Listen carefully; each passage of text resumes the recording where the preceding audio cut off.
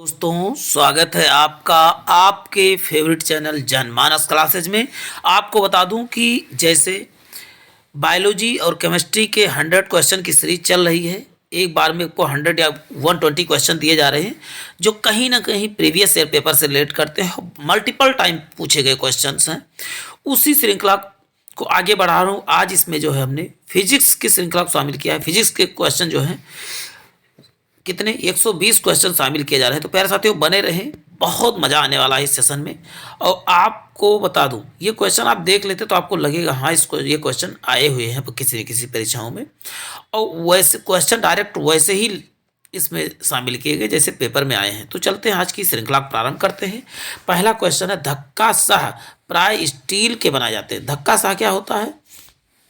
धक्का सा प्राय स्टील के बनाए जाते हैं क्योंकि उनकी प्रत्यास्थता अधिक। धक्का सा मतलब जो स्प्रिंग जिसे कहते हैं, स्प्रिंग प्राय किसके बनाए जाते हैं? अब तो स्टील बनाए जाते हैं क्योंकि उसमें क्या है, प्रत्यास्थता क्या इलास्टिसिटी अधिक होती है। अब हिंदी में धक्का सा कहेगा लेकिन नाम इसका प्राय क्या होता है आप बताओगे? स्प्रिंग होता है। जब एक ठोस पिंड को पानी में डुबाया जाता है तो उसके भार में ह्रास होता है। यह ह्रास कितना होता है? तो विस्थापित पानी के भार के बराबर। अब इसका कॉन्सेप्ट, आप जो पानी में चीज डूबेगी नहीं, इसका मतलब वो अपने बराबर का पानी हटा रही है, अपने भार के बराबर पानी हटा रही, तभी नहीं डूब रही। यदि अपने से कम हटाएगी तो तुरंत डूब जाएगी। अब नेक्स्ट है, देखिए, एक धावक लंबी छलांग लगाने से पहले कुछ दूरी तक दौड़ता है क्योंकि छलांग लगाते समय उसके शरीर की गति जड़ता उसको दूर तक तय करने में मदद करती है। यानी पीछे आप देखते हैं कि छलांग लगाना तो थोड़ा पीछे हट के फिर दौड़ के लगाता है। इसका मतलब उसके शरीर की जड़त्व को जो है वो तोड़ना चाहता है, आराम की स्थिति को तोड़ना चाहता है। चलती हुई बस को अचानक ब्रेक लगने पर बैठे यात्री आगे की दिशा में गिर जाते हैं। ये न्यूटन की किस नियम के अनुसार? यानी क्रिया के प्रति विपरीत प्रक्रिया। ये न्यूटन नहीं, सॉरी। तो आप जानते हो बस में बैठा यात्री किस अवस्था में रहता है? जड़त्व अवस्था, मतलब स्थिर अवस्था में रहता है। और जैसे ब्रेक लगती है उसके अंदर क्या आ जाता है? मोशन आ जाता है। तो ये किस नियम पर? तो न्यूटन का प्रथम नियम। अभी मैंने बता दिया थर्ड लॉ। तो थर्ड लगता है क्रिया प्रतिक्रिया, भी उसकी बात करूंगा। जैसे बंदूक से जब गोली निकलती, गोली तो आगे जाती लेकिन व्यक्ति पीछे जाता, तो वहां न्यूटन का तृतीय नियम लगता है। और तैरने पर भी तृतीय नियम ही लगता है। अंडा मृदु जल में डूब जाता है किंतु नमक के सांद्र घोल में तैरता रहता है क्योंकि नमक के घोल का घनत्व तो अंडे के घनत्व से क्या होता है आप बताओगे? अधिक होता है। वही बात करते हैं, जिसका घनत्व अधिक होगा वो तैरेगा, जिस डूब जाएगा। जिसका घनत्व कम होगा वो तैरेगा। ये चीज याद करना। स्वचालित कलाई घड़ियों में किसके द्वारा ऊर्जा संचालित होती? तो अब बताओ, बैटरी। उसमें छोटी सी बैटरी लगी होती है, उसी द्वारा संचालित होती है। एक नदी में चलता हुआ जहाज समुद्र में आता है तो जहाज का स्तर थोड़ा ऊपर उठ जाएगा क्योंकि आप जानते हैं समुद्री जल का जो है घनत्व तो अधिक होता है। अब बात करते हैं अश्व। यदि एकाएक चलना प्रारंभ कर दे तो अश्वारोही के गिरने की आशंका होती है। तो इस समय आप बता दूं, व्यक्ति उस पर बैठा है, इसका मतलब विश्राम की स्थिति में है, स्टैटिक पोजीशन में है, और वो चलता है, अचानक चल उठता है तो उसको गिरने की संभावना हो जाती है। विश्राम की जरूरत क्या? न्यूटन मीटर किसका इकाई है? तो बताओ, न्यूटन मीटर जो है ऊर्जा का मात्रक है। Newton metre. किसी व्यक्ति को मुक्त रूप से घुड़न कर रहे घोड़ी मंच पर अपनी कोड़ीय चाल कम करने के लिए क्या करना चाहिए? अपने हाथ बाहर की तरफ फैला देना चाहिए। यानी बाहर की तरफ हाथ फैला देंगे तो आपकी घोड़े चाल क्या हो जाएगी? कम हो जाएगी, क्योंकि हर हवा का घर्षण लगने लगेगा। क्रिकेट के खिलाड़ी तेजी से, देखिए प्रैक्टिकल क्वेश्चन आपके पेपर में अब ज्यादा पूछ रहे हैं। देखिए इसमें आपको प्रैक्टिकल क्वेश्चन ही मिल रहे हैं। क्रिकेट का खिलाड़ी तेजी से आती हुई बाल को क्यों अपने हाथ को पीछे खींचकर पकड़ता है? तो आप बताएंगे बाल विश्राम की स्थिति में आ जाती है। क्या आप बताओगे? बाल विश्राम की स्थिति में आ जाती है, इसीलिए खींचता है। एक भूस्थिर उपग्रह अपनी कक्षा में निरंतर गति करता है। यह अब केंद्र बल के प्रभाव से होता है जो पृथ्वी के उपग्रह पर लगने वाले गुरुत्वाकर्षण बल से ऐसा संभव हो पाता है। नेक्स्ट है, देखिए, समांतक कमरे की छत के निकट लगाए जाते हैं। समांतक मतलब वायु को जो स्वच्छ करने वाले। सांस में छोड़ी गई गर्म हवा ऊपर उठती है और वह बाहर चली जाती है। आप देखा कि गर्म हवा बाहर निकल जाती है और खिड़की के माध्यम से ठंडी हवा आ जाती है। तो इसका मतलब क्या है? जो झरोखे जिसे कहते हैं, झरोखे हमेशा ऊपर लगे होते हैं। कहीं पर भी आपने देखा होगा छोटा सा झरोखा लगा होता है, उसी को बोलते हैं समांतर। भारहीनता होती है तो आप बताओगे गुरुत्वाकर्षण की शून्य स्थिति को ही क्या कहा जाता है। जहां पर गुरुत्वाकर्षण शून्य होता है उसी को भारहीनता कहा जाता है। एक कार की गति 36 किलोमीटर प्रति घंटा है, इसे मीटर प्रति सेकंड में व्यक्त करेंगे तो कितना होगा, 10 मीटर प्रति सेकंड हो जाएगा। आपने मैथ में इस सब चीज़ों पढ़ा होगा, कैसे आप क्या करेंगे, जब भी किलोमीटर को प्रति घंटा को जो है मीटर पर सेकंड में बदलना हो तो उसको 5/18 से गुणा कर देंगे, तो 18 दुनिया 36 और 2 पंचे 10, 10 आ गया, आप इजीली कर सकते हो। रॉकेट की कार्यप्रणाली किस सिद्धांत पर आधारित है, तो बताओ संवेग संरक्षण के सिद्धांत पर रॉकेट उड़ता है। वही बात करते हैं, हाइड्रोजन में भरा हुआ पॉलीथीन का एक गुब्बारा पृथ्वी के तल से छोड़ा जाता है। वायुमंडल की ऊंचाई पे जाने पर गुब्बारे के आमाप में क्या हो जाएगी, यानी गुब्बारा क्या होता है, बढ़ जाएगा। यदि हाइड्रोजन से भरा हुआ पॉलीथीन का एक गुब्बारा पृथ्वी के तल से छोड़ा जाए तो वायुमंडल पे जाने पर क्या हो जाएगा, क्योंकि वहाँ वायुमंडलीय दाब कम हो जाएगा, इसलिए उसकी में क्या हो जाएगी, वृद्धि हो जाएगी। श्यानता की इकाई क्या है, तो बताओगे श्यानता की इकाई आप बताओगे पॉइज है। श्यानता की इकाई आप बताओगे पॉइज है। हवाई जहाज में फाउंटेन पेन से स्याही बाहर निकल जाती है क्योंकि ऊंचाई बढ़ने पर वायु दाब में क्या हो जाती है, आप बताओगे कमी आ जाती है। ऊंचाई बढ़ने पर वायु दाब में कमी आ जाती है। भिन्न भिन्न द्रव्यमान के दो पत्थरों को एक भवन के शिखर से एक साथ गिराया जाता है तो दोनों पत्थर क्या हो जाएंगे, जमीन पर एक साथ पहुंचेंगे। द्रव्यमान कुछ भी हो, लेकिन यदि नीचे गिरेंगे तो वो समान रूप से सही उसी समय पहुंचेंगे, साथ उनको गिराया गया है। अब बात करते हैं वायु दाब मापी की रीडिंग को। अचानक गिरावट किस बात की, अचानक बैरोमीटर का सुई नीचे गिरे इसका मतलब क्या, आंधी तूफान। और धीरे धीरे ऊपर उठे मतलब क्या है, दिन होगा साफ। और धीरे धीरे नीचे गिरे इसका मतलब क्या होगा, पानी की बरसात। अब कैसे याद करेंगे, देखिए पानी क्या होती है, जब बरसता है तो नीचे ही गिरता है पानी, तो इसका मतलब जब कोई बैरोमीटर की सुई नीचे गिरे तो इसका मतलब क्या है, पानी बरसात। और धीरे धीरे आप देखो सूर्य जब सुबह उठते तो धीरे धीरे से लग रहा है सूर्य ऊपर उठ रहा है, तो इसका मतलब क्या है, जब ऊपर उठ रहा है इसका मतलब यह है कि दिन साफ होने की संभावना है। चंद्रमा पर वायुमंडल नहीं है, क्यों, क्योंकि यहाँ सूर्य का प्रकाश जो है चंद्रमा पे नहीं जा पाता है, पाता ही नहीं,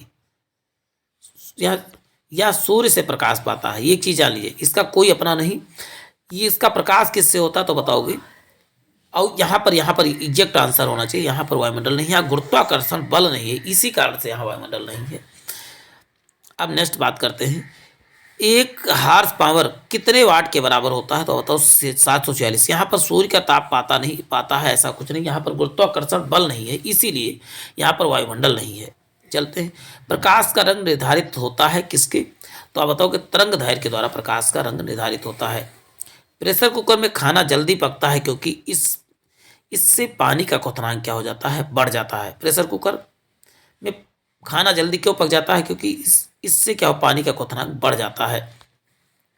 तूफान की भविष्यवाणी की जाती है कि वायुमंडल का दाब क्या होता है, सहसा कम हो जाए, इसलिए क्योंकि वायुमंडल का दाब क्या हो जाए, सहसा कम हो जाए। बर्फ पानी में तैरता है परंतु एल्कोहल में डूब जाती है क्योंकि बर्फ पानी से हल्की होती है और एल्कोहल से भारी। क्या है, बर्फ क्या हो, पानी से हल्की होती है लेकिन एल्कोहल से भारी होती है, इसीलिए बर्फ पानी में तैरता है परंतु एल्कोहल में डूब जाता है, सही, क्योंकि एल्कोहल से भारी होता है। लोहे की कील पारे में क्यों तैरती है जबकि पानी में डूब जाती है, क्योंकि यहाँ लोहे का घनत्व अधिक तथा पारे का कम होता है, पारे का घनत्व कम होने के कारण उसमें डूब जाती है। ये चीज़ें याद करके रखना है। 54 किलोमीटर प्रति घंटा की वेग का मान क्या होगा, तो आप देखिए, तो आप बताओ 15 मीटर पर सेकेंड हो जाएगा। और आप ऐसे कर सकते हैं 54 डायरेक्ट इसको क्या करोगे, 5/18 कर दोगे, तुरंत आपको पता चल जाएगा। नहीं, यहाँ पर आपको क्या करना है, 5/18 करोगे तो 18 यही 54 होगा और 3×5=15, तो इजीली आप निकाल सकते हो 5/18। ये थोड़ा सा 1000/3600 याद करें, 5/18 करें, ज़्यादा आसान हो जाएगा। जब कुएं की पानी की बाल्टी को ऊपर खींचते हैं तो हमें महसूस होता है कि बाल्टी जो है पानी जैसे जैसे सतह से ऊपर जैसे जैसे ऊपर आ रही हो, क्या हो रही, भारी होती जा रही है, ये आप महसूस करते हैं। आप कभी इस चीज़ को ट्राई भी कर सकते हैं। क्वेश्चन है, एक लिफ्ट में किसी व्यक्ति का प्रत्यक्ष भार वास्तविक भार से कम होता है जब लिफ्ट जा रही हो, कहाँ पर, तो त्वरण के साथ क्या है, नीचे जा रही हो तो उसका भार कम महसूस होता है जब समान त्वरण से क्या हो नीचे जा रही हो तब क्या होता है उसका भार कम, लेकिन यह समान त्वरण से ऊपर जा रही है तो उसका भार बढ़ा हुआ महसूस होगा। ये चीजें याद करके रखना है। किसी पिंड का भार क्या होता है सर्वाधिक कहाँ पर, ध्रुवों पे, ये ध्रुवों पे जाओगे सर्वाधिक होता है, लेकिन यही सबसे कम कहाँ होगा तो भूमध्य रेखा पर सबसे कम महसूस होता है। भूमध्य रेखा पर सबसे कम कहाँ बताओ, भूमध्य रेखा पर। सड़क पर चलने की अपेक्षा बर्फ पर चलना कठिन क्यों होता है, क्योंकि बर्फ में सड़क की अपेक्षा घर्षण कम होता है। बर्फ में आप जाओगे देखो सड़क तुम्हारे पैर क्या होंगे सरकेंगे, मतलब फिसलेंगे। इसका मतलब जबकि आप वैसे बर्फ किस पे सड़क पे चलते हो, सड़क पे क्या होता है घर्षण बल ज़्यादा होता है, इसीलिए आप नहीं गिरते हैं। दलदल में फंसे व्यक्ति को लेट जाने की सलाह क्यों दी जाती है, क्योंकि क्षेत्रफल अधिक, जब भी क्षेत्रफल अधिक होगा तो दाब कम हो जाएगा, मतलब धंसोगे नहीं। तुरंत आप लेट जाओ तुम्हारी पैर तो चला जाएगा अंदर, लेकिन पूरी शरीर जाना आसान नहीं, क्योंकि आपका क्या हो जाएगा जैसे आप क्षेत्रफल बढ़ाएंगे वैसे दाब कम हो जाएगा। क्षेत्रफल के अपोजिट कार्य करता है, आप बताओगे दाब। न्यूटन के गति के तीसरे नियम के अनुसार क्रिया प्रतिक्रिया से संबंध बल है, तो आप बताओगे हमेशा भिन्न भिन्न वस्तुओं पर लगे होने चाहिए। ये बात पर मतलब अपोजिट, क्रिया प्रतिक्रिया का रोल हमेशा अपोजिट साइड पे लगता है। अब बात करते हैं किसी पिंड के द्रव्यमान तथा भार के अंतर होता है, क्योंकि द्रव्यमान स्थिर रहता है जबकि भार जो है परिवर्तन, भार हर जगह परिवर्तित, लेकिन द्रव्यमान तुम्हारा हाड़ मांस कभी चेंज नहीं हो सकता। लेकिन अब अभी पता चला तुम यहाँ 60 किलो को हो, ध्रुवों पे जाओ कहो 30-40 किलो को, तो तुम्हारा भार हर जगह चेंज होता रहेगा, लेकिन द्रव्यमान कभी चेंज नहीं होगा। घड़ी की स्प्रिंग में भंडारित ऊर्जा कौन सी होती है, तो आप बताओगे स्थितिज ऊर्जा होती है। जल में तैरना न्यूटन के किस नियम पर, ता से तैरना ता से तृतीय नियम पर आधारित होता है। कक्षा में अंतरिक्ष यान में भारहीनता की अनुभूति का कारण क्या है, तो कक्षा के त्वरण बाहरी गुरुत्वाकर्षण के कारण जो है त्वरण के बराबर होता है।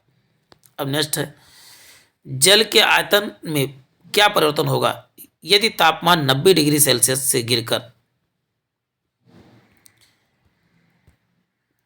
30 डिग्री सेल्सियस गिराकर, तो आयतन पहले तो घटेगा और फिर बाद में बढ़ेगा। चलते हैं नेक्स्ट देखते हैं प्यारे साथियों। 1 किलोग्राम प्रति सेंटी स्क्वायर दाब के समतुल्य किसके होगा, 0.1 बार के समतुल्य होता है। किसी तरल सरल लोलक की लंबाई 4% बढ़ा दी जाए तो उसका आवर्त काल क्या होता है, तो कुछ नहीं, इसी का आप रूट निकाल लीजिए, तो 4 का रूट क्या हो जाएगा, तो आप बताओ 2% बढ़ जाएगा। किसी कालीन की सफाई के लिए यदि छड़ी से पीटा जाए तो उसमें कौन सा नियम लागू होगा, तो बताओ कहा जाता है न्यूटन के प्रथम नियम, कोई वस्तु स्थिर अवस्था जब तक रहेगी जब तक उसके ऊपर कोई बाह्य बल ना लगाया जाए, मतलब उसमें गर्दा तब तक नहीं छूटेगा जब तक उस पर डंडा नहीं पीटा जाएगा। तो आप बताओ गति का प्रथम नियम ही बता रहा है, इसमें जड़त्व का नियम कहा जाता है। पृथ्वी का गुरुत्वाकर्षण का कितना परसेंट कि चंद्रमा के गुरुत्वाकर्षण से नजदीक है, तो 1/6 भाग जो होता है, यानी यहाँ का 60 किलो के हो तुम चंद्रमा पे जाके 6 किलो के हो जाओगे। ये लोलक की लंबाई 4 गुनी कर दी जाए तो लोलक के झूलने का समय क्या हो जाएगा, तो बताओगे 2 गुना हो जाएगा। कितना, 2 गुना। महान वैज्ञानिक आर्किमिडीज किस देश से संबंधित थे, तो बताओ आर्किमिडीज किस देश से थे, तो बताओ ग्रीस के थे। और वही पानी की बूंदों का तैलीय पृष्ठों पर चिपकने का कारण क्या है, तो बताओ आसंजक बल। कोई जब विभिन्न वस्तुएं आपस में जुड़ती हैं तो वो आसंजक बल, यानी समान प्रकृति की वस्तुएं जुड़ती हैं तो सासंजक बल, समान प्रकृति की सासंजक और असमान प्रकृति की आसंजक बल के कारण जो है एक दूसरे में चिपकती है। भू स्तर उपग्रह कितने, तो अब 36,000 किलोमीटर के ऊपर जो है स्थापित की जाती हैं। एक भू स्थिर उपग्रह अपने कक्षा के नियंत्रित गति करता है, यह अब केंद्र बल के प्रभाव से होता है जो प्राप्त होता है पृथ्वी द्वारा उपग्रह पर लगने वाले गुरुत्वाकर्षण बल से जो है। जबकि चलते तुल्यकाली उपग्रह घूमता है पृथ्वी के इर्द गिर्द, तो बताओ पश्चिम से पूरब घूमता है, किधर, पश्चिम से पूरब। क्यूसेक से क्या नापा जाता है, तो कोई क्यूसेक से आप बताओगे जल के बहाव को किससे, क्यूसेक से नापा जाता है। अब नेक्स्ट है पहिए में बाल बेयरिंग का कार्य क्या है, तो स्थैतिक घर्षण को गतिज घर्षण में बदलना। क्या है, स्थैतिक घर्षण को, देखिए बाल बेयरिंग जब लगा देते तो बहुत फास्ट जो है घूमने लगता है। एक झील में तैरने वाली इस्पात की नाव के लिए नाव द्वारा विस्थापित पानी का भार कितना होगा, तो भार उस नाव का उस भाग के बराबर झील के पानी के सतह के नीचे है। चलते हैं, प्रत्येक क्रिया के बराबर विपरीत प्रक्रिया न्यूटन के गति विषयक तृतीय नियम पर आधारित है। बर्फ के दो टुकड़े को आपस में दबाने पर टुकड़े आपस में चिपक जाते हैं, क्योंकि दाब अधिक होने पर बर्फ का गलनांक क्या हो जाता है, घट जाता है। जब भी दाब बढ़ाएंगे तो बर्फ का गलनांक घट जाएगा। लोलक घड़ियां गर्मियों में क्यों सुस्त हो जाती हैं? क्योंकि लोलक की लंबाई क्या हो जाती है, बढ़ जाती है। ये चीज़ें याद करके रखें, लगने वाला समय बढ़ जाता है, लंबाई बढ़ेगी तो समय भी बढ़ जाएगा। एक कण का द्रव्यमान यम संवेग p, तो इसकी गतिज ऊर्जा क्या होती है, P2/2m होता है। लोलक का आवर्तकाल क्या होता है, लंबाई पर निर्भर करता है, लोलक की लंबाई पर उसका आवर्तकाल निर्भर करता है। नेक्स्ट, किसी भी स्थिर या गतिशील वस्तु की स्थिति दिशा में तब कोई परिवर्तन नहीं होता जब तक उसमें कोई बाह्य बल न लगाया हो, तो न्यूटन के क्या है, प्रथम नियम पर आधारित है। जब तक कोई बाह्य बल न लगाया जाएगा तब तक वो वस्तु स्टैटिक पोजीशन में ही रहेगी। पेंडुलम को चंद्रमा पर ले जाने पर उसकी समय अवधि क्या हो जाएगी, तो बढ़ जाएगी। आज इसमें मैंने 60 ही क्वेश्चन शामिल किया, और वैसे मैं 100 शामिल करता हूँ, लेकिन आज कुछ कारणवश मैं 60 करूँगा। कल यदि आप इसको प्यार और दुलार इस वीडियो को देते तो कल हम जो है 120 क्वेश्चन वीडियो लाएंगे, वो फिजिक्स के ही होंगे। तो आज के लिए इतना ही, फिर मिलते हैं नए सेशन में। जय हिंद, जय भारत।